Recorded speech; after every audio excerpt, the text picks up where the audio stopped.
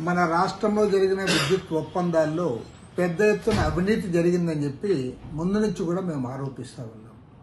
ఇవాళ New York eastern district కోర్టులో కూడా అక్టోబర్ 24వ తేదీ నాడు కేసు నమోదైంది.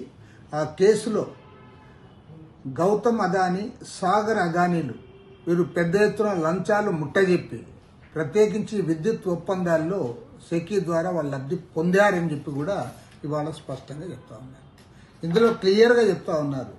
1750 కోట్ల రూపాయలు ఆంధ్రప్రదేశ్ రాష్ట్రంలో వివిధ హోదాల్లో పనిచేస్తున్న అధికారులకు లంచాలు ముట్టజెప్పారు, తద్వారా లబ్ధి పొందారని చెప్పి కూడా ఇవాళ కేసులో వారు చెప్పడం జరిగింది. అంటే చివరికి అమెరికా లాంటి దేశంలో న్యూయార్క్ ఈస్టర్న్ కోర్టులో అక్కడ కేసు నమోదైందంటే మరి అది జరిగింది ఎక్కడ? ఆంధ్రప్రదేశ్లో జరిగింది. మేము ముందు నుంచి కూడా చెప్తా ఉన్నాం, అదానికి ప్రభుత్వం లొంగిపోయింది, జగన్మోహన్ రెడ్డి ప్రభుత్వం పూర్తిగా లొంగిపోయి రాష్ట్రాన్ని అప్పజెప్తా ఉన్నాడు అని కూడా మేము స్పష్టంగా చెప్పడం జరిగింది. ఇవాళ న్యూయార్క్ ఈస్టర్న్ కోర్టులోనే ఇది విచారణకు వచ్చిందంటే దాదాపు 6 మందికి వారు నోటీసులు కూడా ఇచ్చారు.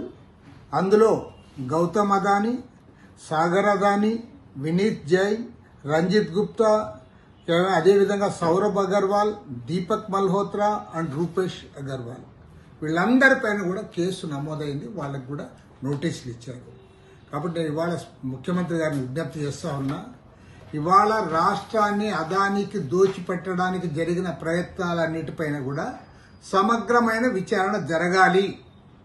అదేవిధంగా ఈ 1750 కోట్ల రూపాయల లంచాలు ఏ అధికారులు అయితే తీసుకున్నారో వాళ్ళకు కూడా సివియర్ పనిష్మెంట్ ఉండాలి. తక్షణమే వాళ్ళందరూ కూడా ఉద్యోగాలను తొలగించాలి.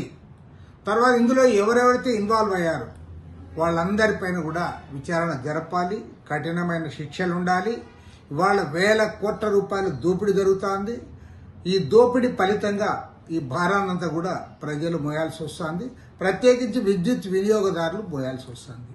రేపు డిసెంబర్ నెల నుంచి ఆల్రెడీ 6,072 కోట్ల రూపాయలు భారం వేశారు.